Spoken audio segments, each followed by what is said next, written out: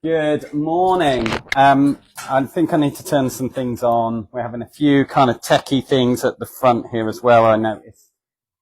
So bear with as we just get that stuff sorted. Let me introduce myself to you a little bit as well as we kind of sort that out. My name's Ian. As you've heard, okay, sorry, more techie, sorry. I thought I turned that on, but I did. No, it is. It's, I promise. It's not my fault, honest. You're innocent in this. Look at this. Oh, joy. Everything's going well. There we go.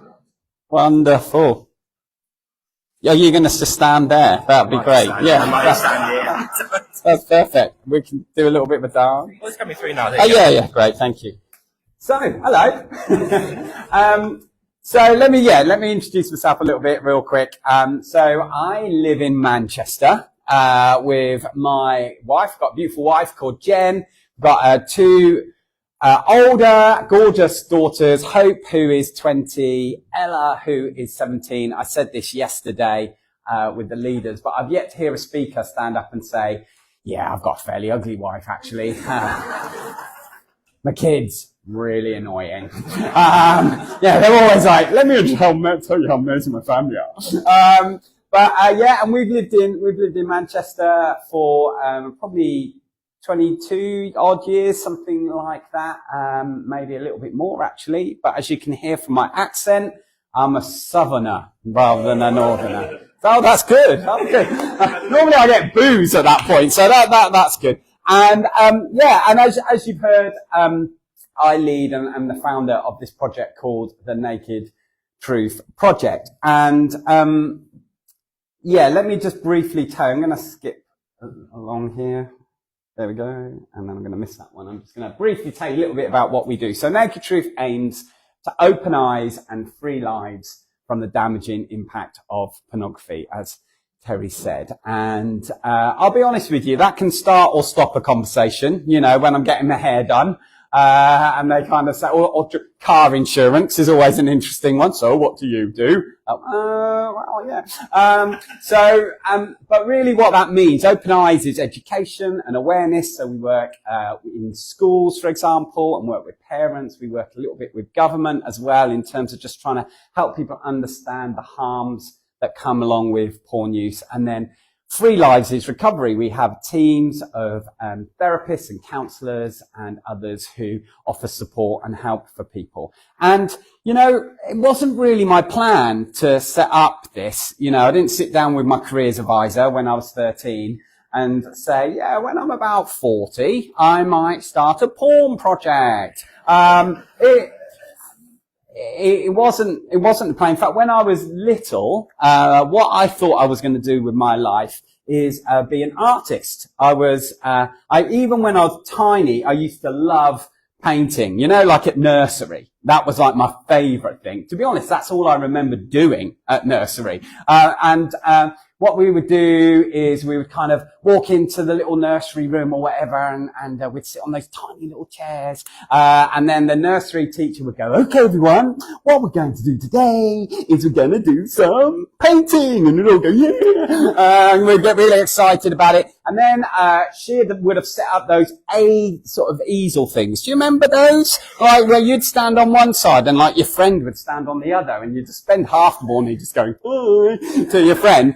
But she'd sort of set those up with some bits of paper and stuff, and she'd go, off you go, and we'd all run to our easel, and then she'd come round with those fairy liquid bottles full of paint, and she'd go, okay, today we're going to use the colour yellow, and we'd all go, ooh, I like yellow, and she'd give us some yellow, and then I would spend some time thinking and considering what it was I was going to create on this momentous day. I think about it. I think about the composition and the perspective. I'd get just the right amount of yellow on my paintbrush, and then it would be the moment of creativity. Ian, that was a hard day's work for me at nursery, and then I would kind of grab this picture at the end of the day and I would go and meet my mum. Now, as someone who's had toddlers, I now understand what was actually going on in my mum's mind. You see, at the time, I thought she cared. I thought she was interested. But now, of course, I know she didn't and she wasn't. Because I would kind of be running down the sort of playground to meet my mum, and she'd be standing there and she'd go, "Oh, hello. What have you done today?" In her mind, she's thinking, painting. It's all he ever does every single day is painting. I mean, honestly, when's he going to do some numbers, some letters? Nothing else. And I'll go, painting. And she'd go, "Oh, that sounds good. Let's have a look then." So I would then show her my masterpiece, which I'd folded whilst it was wet. So, I mean, like before it was pretty horrendous, but now as I'm opening up, it's like, and she's looking at what, to be honest, and, you know, excuse my language, is like vomit on sugar paper.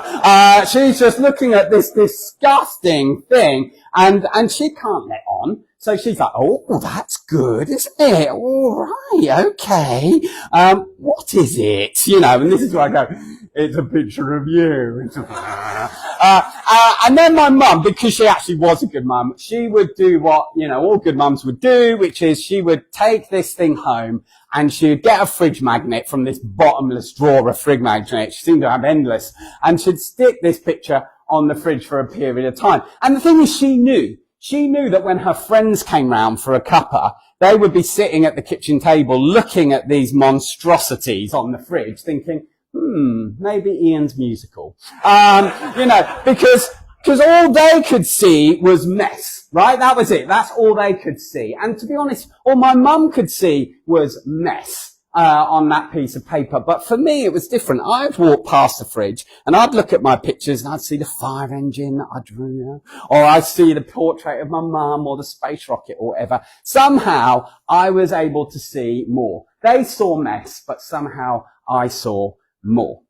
And today I kind of want us to think a little bit about that idea of, you know, when we see mess, is there actually more? Because let's be honest, it isn't really very difficult for us as we look at the world to see mess, is it? We see mess everywhere, and we've heard about some of that mess in the Ukraine and the Russian-Ukraine war. We don't have to look very far, maybe even into our own lives and families' lives, to see where things are going wrong and where there might be pain and brokenness and mess. It is not difficult for us to see mess. And yet we also heard verses this morning from books like Isaiah that seem to hint at there's something more. Did you catch that phrase that was said? You know, I'm making streams in the wasteland. This idea that in a place that seems desolate, where there is no life, God is somehow bringing life. That is one of the themes that Isaiah talks about. Elsewhere, he says, you know, "See, I'm doing a new thing. Can you not perceive it?" You know, those sorts of verses, they make my soul sing, but they also make my eyes squint. Do you know what I mean? It's like God saying, "Can you see it? Can you see it? Can you see I'm doing something?" And sometimes I'm like, "I'm not sure, can I?" It's almost as if somehow we see mess, but God sees more. He's got something more that he's doing, and actually that he can see. And today what we're going to do is we're going to actually look at some verses in the Bible that are not from Isaiah, but from another kind of old school prophet from the Bible, this guy called Ezekiel. And maybe the Bible is fairly new to you. You might not know loads about it, but basically the word Bible just means library, in case you never knew. So just think of it as being a library with lots of different books on a shelf. There's 66 of these books. And so some of them are written and they are kind of like history books. And some of these books are poetry books. And some of these books are kind of like slightly more weird. And they tend to be these kind of prophetic books. And Ezekiel is one of those. He was one of these people who was a bit crazy, actually. You start reading about him, you go, wow, this guy, I mean, you know, he did some crazy things. But God would speak through him to often the people that he was living with. And he would have these visions and crazy things like that sometimes, where he would see things and he would almost like then try and explain to people what he'd seen. And this is one of those times, because there's a chapter in the book of Ezekiel that talks about a vision that he has as a prophet. Okay, and I'm going to read some of it to you now. And it says this. It says, "The hand of the Lord was on me, and he brought me out by the Spirit of God and set me in the middle of a valley." So this isn't actually happening in real life, IRL. This is kind of like a vision. It's something he's seeing. He's kind of seeing himself being put in this valley, okay? And it was a valley full of bones. And it says that God led me back and forth among them, and I saw a great many bones on the floor of the valley, bones that were very dry. And he asked me, "Son of man, can these bones live?" And I said, "Sovereign Lord, you alone know."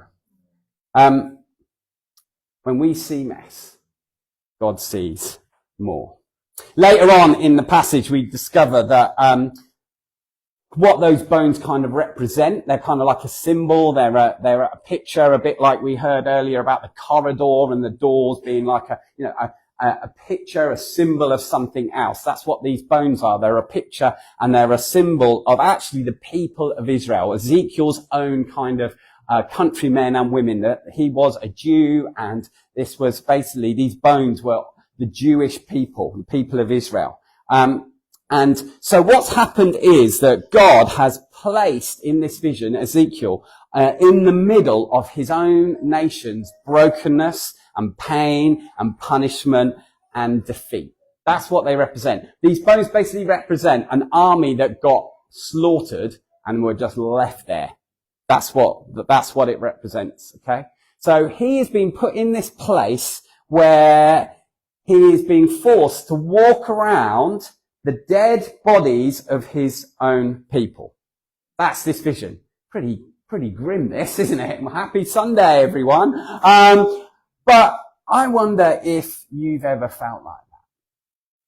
I wonder if an issue, the mess, ever comes so personal to you.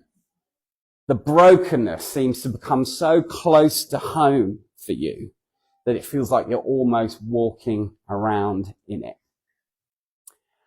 In 2007, my dad got arrested. And he got arrested for having indecent, abusive images of children, child pornography, on his computer at work.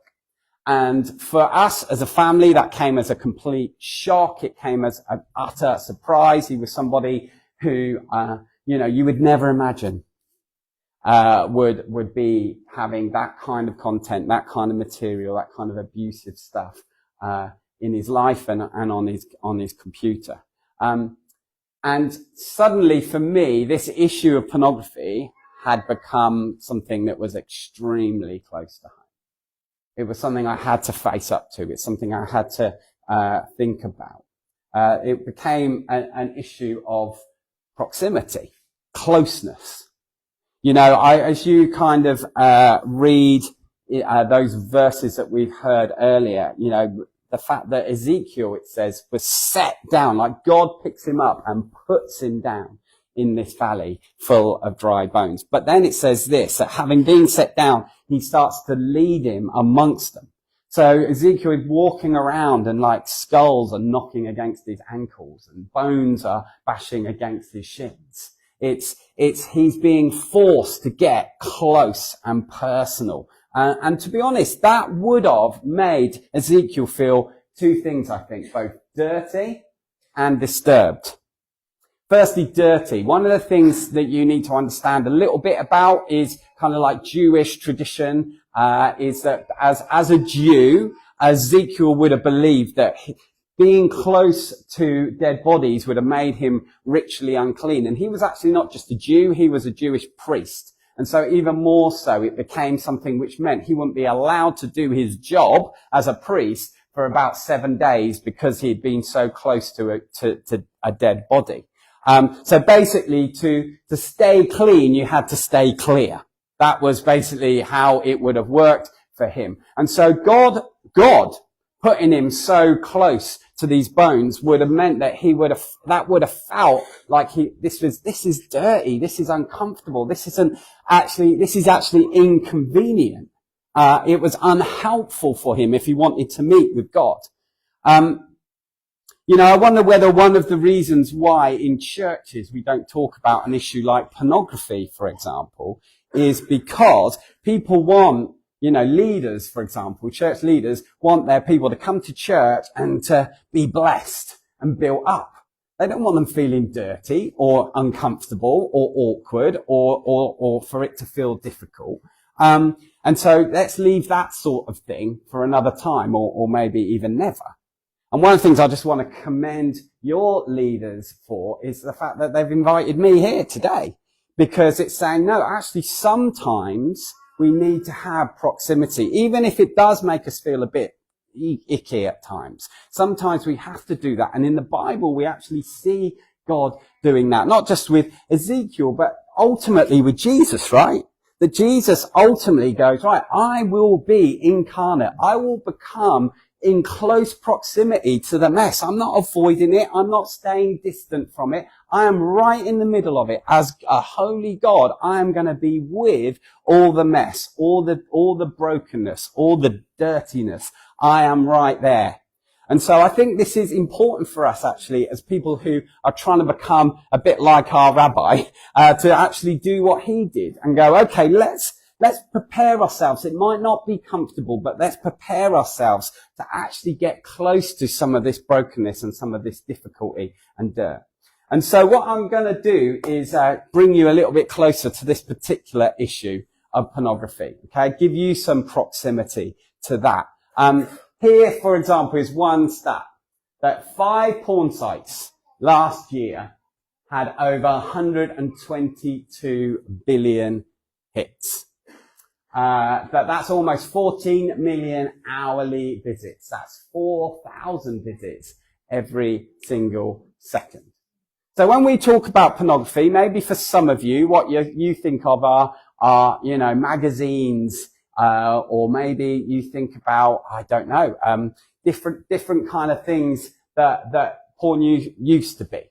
And it is, actually really anything. It could be a magazine, it could be a book, it could be a picture, it could be a website, but it's any of those things.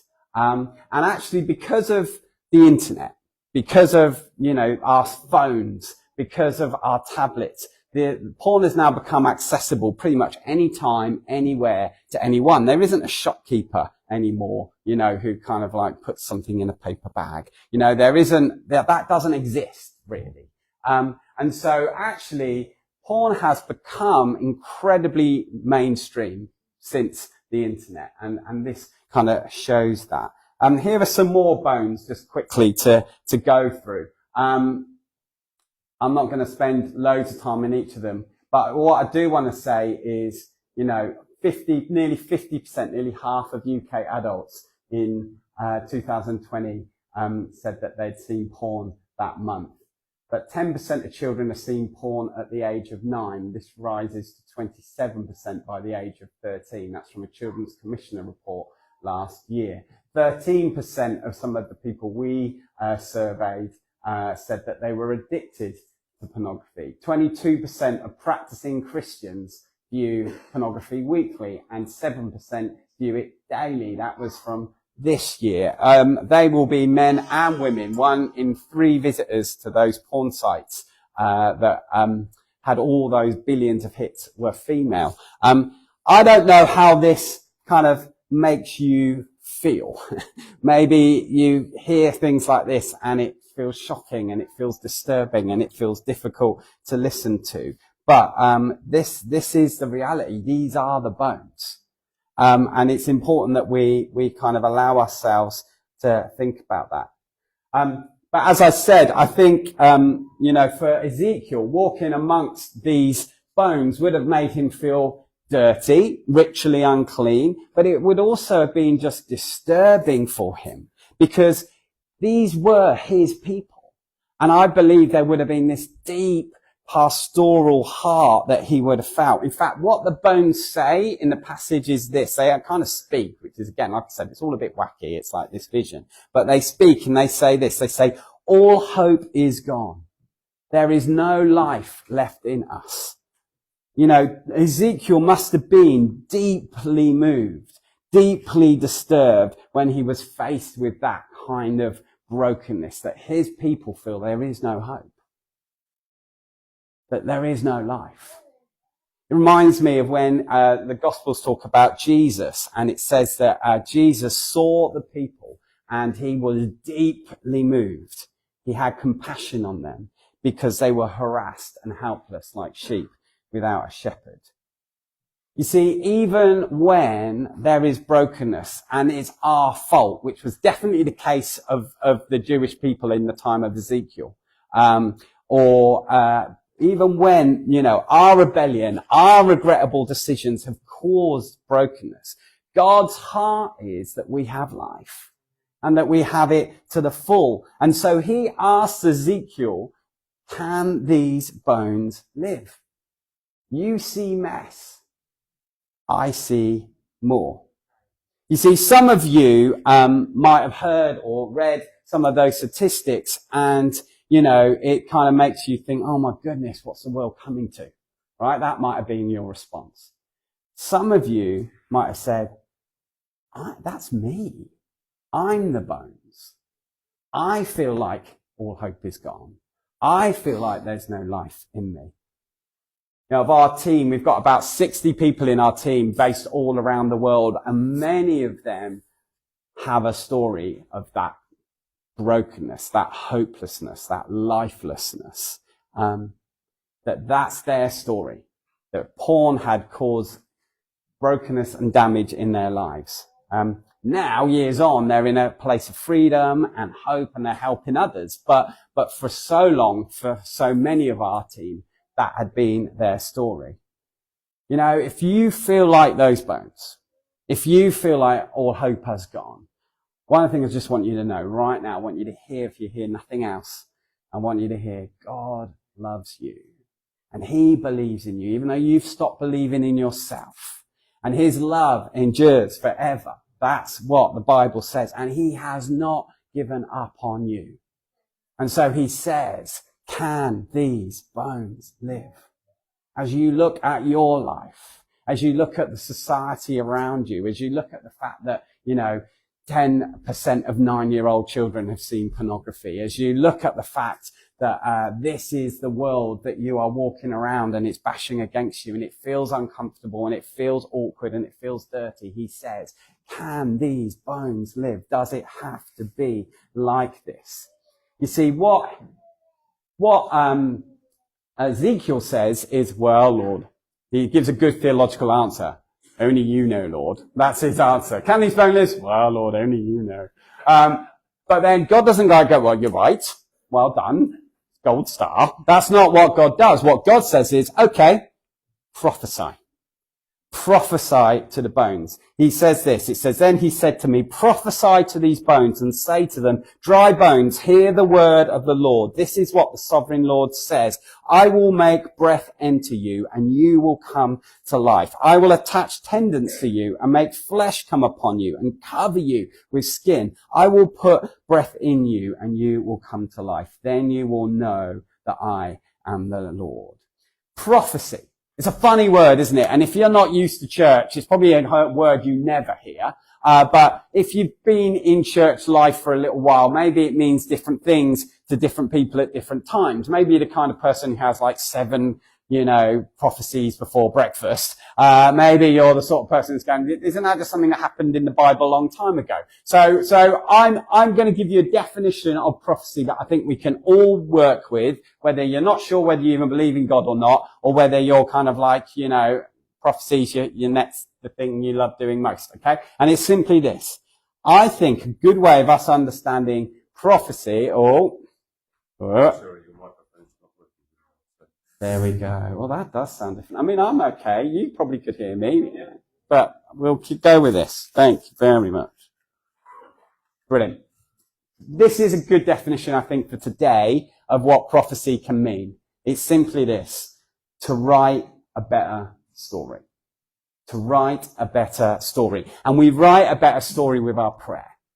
We start to imagine, what could it be like? What could this look like? How could this be different? And we begin to pray about that. But we don't just stop at prayer. We begin to live that out as well and go, okay, so if I start to live differently, if I start to put some agency and some action into place, then how could this culture or this community or my life or my family's life be different? We begin to imagine a better story. We begin to think, what's the more? We see mess, but what's the more? What's the what if? What if it doesn't have to be like this? What if it could be different? How do I pray about that? How do I live into that? How do I lean into that? That is, I think, a great way of us understanding or thinking about prophecy. And in this kind of bit that I just read out to you, one of the interesting things I think is that in the case of prophesying to the dry bones, what God says to Ezekiel is, prophesy to the bones, and this is what's going to happen. There's going to be a process of restoration. So what's going to happen is the bones are going to start to rattle, and then they're going to come together. And then, I mean, if you're into kind of like horror movies and stuff, this is right up your street, right? This is all quite kind of like, really? But it's all in the Bible. So then there's going to be muscles, and then there's going to be tendons, and then there's going to be flesh. Have you noticed it doesn't just happen like that? It doesn't happen immediately. It doesn't like 1 minute they're dry bones and next minute they're just kind of like humans again. That there's this process of restoration that takes place. I think that's really important, actually, and I do want to mention that because in our recovery programs, for example, where we're working with people who feel like, oh my goodness, porn has taken over my life. It's become a life-controlling issue for me, male or female. I don't know if I can imagine a future without porn. And they come to us for help. And what we begin to do is to go on a journey with them, and it doesn't often happen immediately. It doesn't often happen overnight. It is a process of restoration, but it is transformative. Yeah. I'm going to play you now. Hopefully, we'll see how we go. I'm going to play you a video of like one of our guys who joined one of our groups called Click to Kick. Now, Click to Kick is like an online group. It's eight sessions that happen online with Zoom, so people can join anywhere.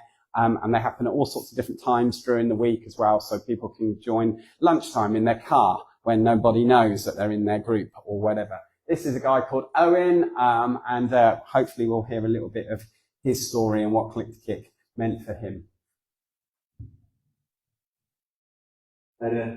My name's Owen, and for around 30 years of my life I've struggled with pornography.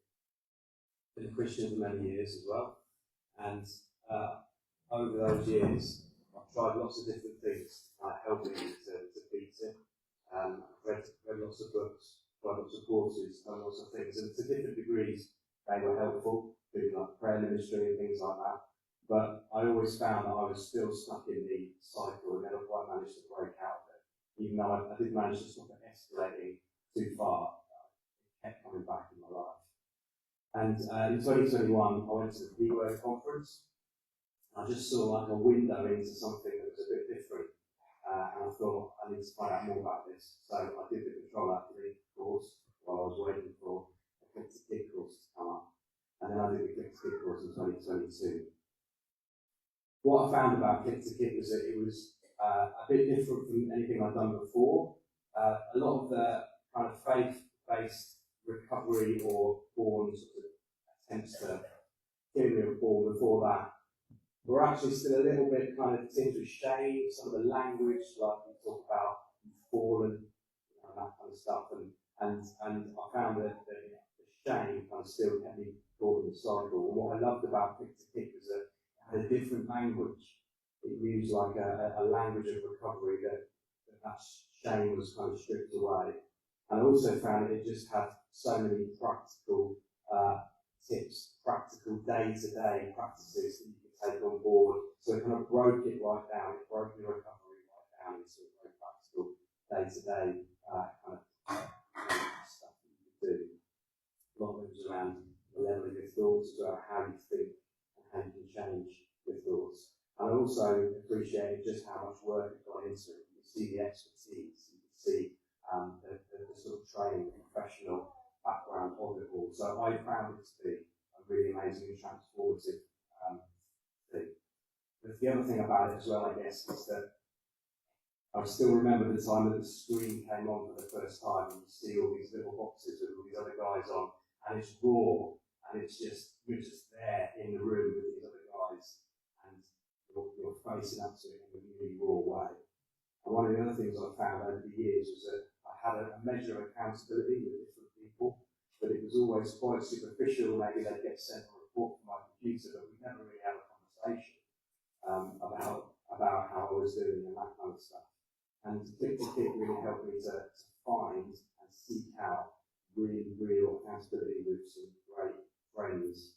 And so I've now got a much stronger kind of team around me. People I can be genuinely accountable with. So I know that I'm vulnerable. I'm comfortable now with the fact that I'm going to be in recovery from this for the rest of my life. And I know how vulnerable I am, but I feel that having done Click to Kick and got involved with this, it's given me a new sense of hope for recovery. That I can live differently, and I can live free from porn. Another Click to Kick member put this. He talked about having decades of porn use, and we check in with people kind of 6 months, 12 months after they've done something like Click to Kick, and he said, for the first time in decades, I'm kind of feel like I'm free from this. And he talked about how porn kind of had him in lockdown, but he says it's been a profound freedom, one I have dreamt of but doubted could ever become my reality. And he's living that out.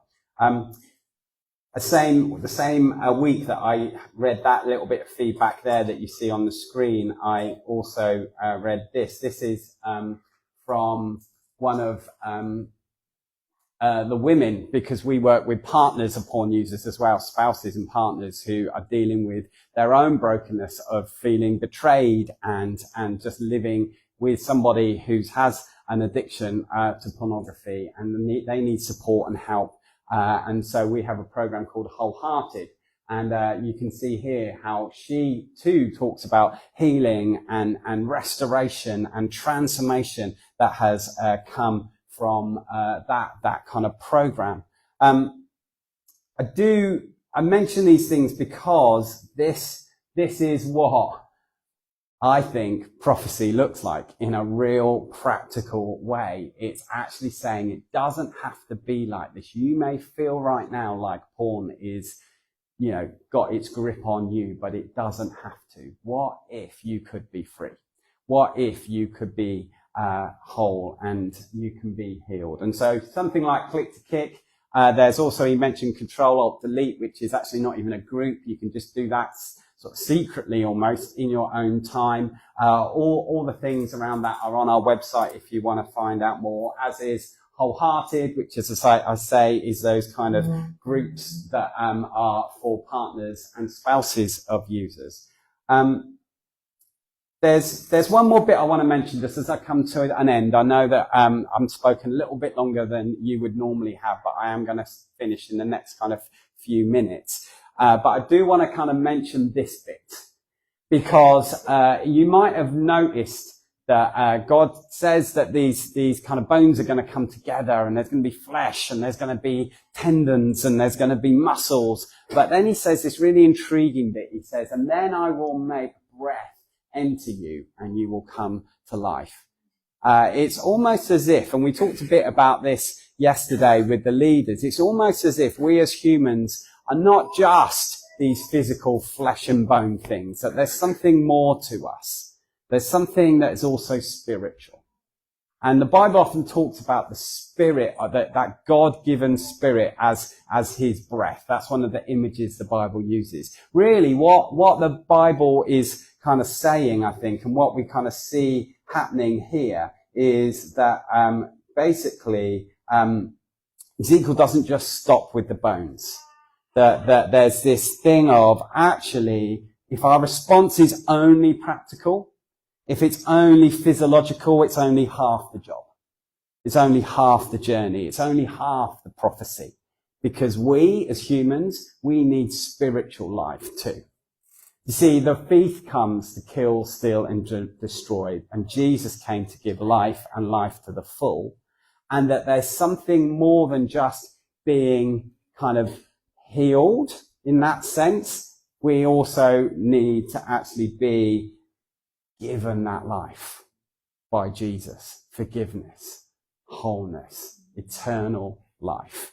And we've seen that too with our courses. In fact, some of our leaders weren't Christians when they joined our courses. They joined our courses to get help with pornography. But as they spent time, they realized, I'm using porn not because I'm, just to do with sex, but actually I use porn because I'm hurting. And there's some emptiness in me that I'm trying to fill. And what they realized is, although they could get the practical support they needed to try and stop using porn, they also needed something more to meet that hole in their lives that they were trying to fill with porn. And only Jesus can do that. You see, we put it like this. We say, we can help, but Jesus heals. That's what it is. That's what it is. And I think you see that in Ezekiel too, where he's like the bones come together and they're standing there. But in the prophecy, God says, okay, well, there they are, but now you've got to prophesy to the breath. Now you've got to ask that my life will enter these people. And so what does that look like for us? Well, one thing I'd love you to do, okay, is get your phones out if you've got one. Have you got a phone? Do you own a phone?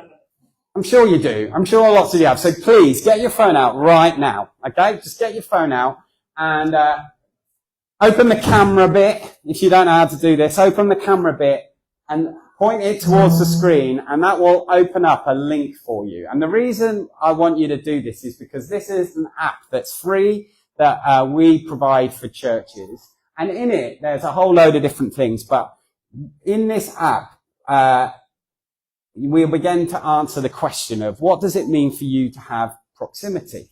You see, in the app, there's going to be some training. There'll be some more information. There'll be ways that you can understand and learn a little bit more about this issue. So if you want some more proximity, if you want to understand this, then I would love you to download this app and maybe work through some of those training things. There's training for small group leaders. There's training for youth leaders. There's training for parents to understand what it is that young people are going through. Love you to download the app and just get some proximity to this. Be prepared to get a bit closer to this issue, okay?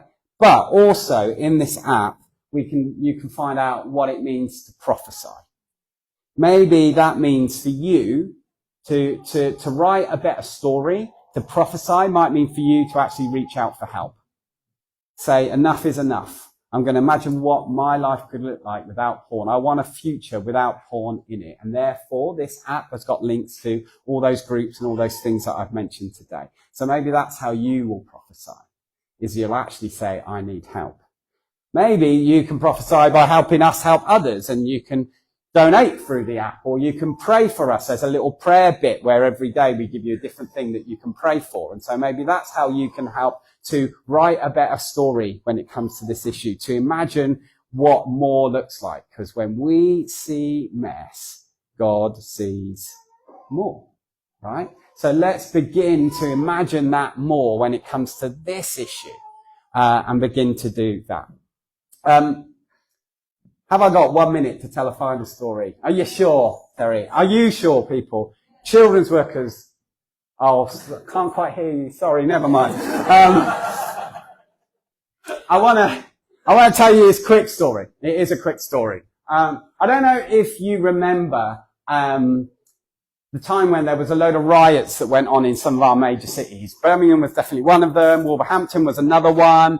Manchester, and they were kind of to do with a race-related issue with the police. And initially they were kind of like, protests that then turned into riots and looting and stuff. And the looting was, basically gangs of people going to shops like JD Sports and different things like that. And they would just go in and they'd nick all the trainers and all the tracksuits. And the people who worked in JD Sports, who were on 0 contract hours and were just kind of, not surprisingly, they just hid in the stockroom, right? And locked the door and hoped they wouldn't get hurt, right? Understandably. But there's one story about a lady called Louise Johnson who lived in Wolverhampton. And she owned a shop. It's like hairdressers. And she was watching all the shop windows being smashed. She was watching all the looting going on. And she decided she was going to stand outside her shop. And as the groups of people started coming down the high street, getting closer and closer to her shop, she started to simply do this. She stood her ground and she held her hands out and she just said, "You're not having my shop." Right? That's what she said. She just kept saying it. "You're not having my shop." And as the people got closer and closer, she's eyeballing them. "You're not having," and she was a granny. Right? And she's going like, "Young man, I know who you are, and you're not having my shop." That's what she was doing. Okay? And I remember reading that story and just going, oh, that's really, really interesting, isn't it? That when it's yours, something rises up where you go, no. When it comes to something like pornography, but it can be other issues as well that we face as a society and a church. Sometimes it can be easy for us to be like the JD Sports workers, right? And just say, just don't hurt me, right? Just don't let this hurt me. But then there's a point where for some of us, sometimes we have to go, but hang on a minute. No. I'm going to actually stand up to something and say, no, you're not having mine. You're not having my family. So I'm going to start praying so that you don't have my family. You're not having my community. So I'm going to start living and loving in this community in a way that means that evil and darkness and brokenness doesn't just come and steal, rob and destroy. And so I'm going to start to imagine a better song for my community. And that means loving people and it means living in a certain way. But I am saying no to the thief because I believe there's one who gives life and life to the full. So I'm saying no. You're not having my community. You're not having my nation. You're not having my generation. You're just not. And it's a posture, right? It's a decision. It might be you're not having my marriage. And so I am going to go and get help because my marriage needs me to go and get help. So I'm saying no to the thief. You're not having my marriage. And if that means I have to do the scary thing and ask for help, then that is actually a resistance, not a weakness. Or it might, do you understand what I'm saying? And so what I'd love us to do is be a group of people who begin to prophesy, who begin to imagine, to begin to say, when we see mess, God sees more. So what does that mean for me? I'm going to finish there because I've overrun slightly, but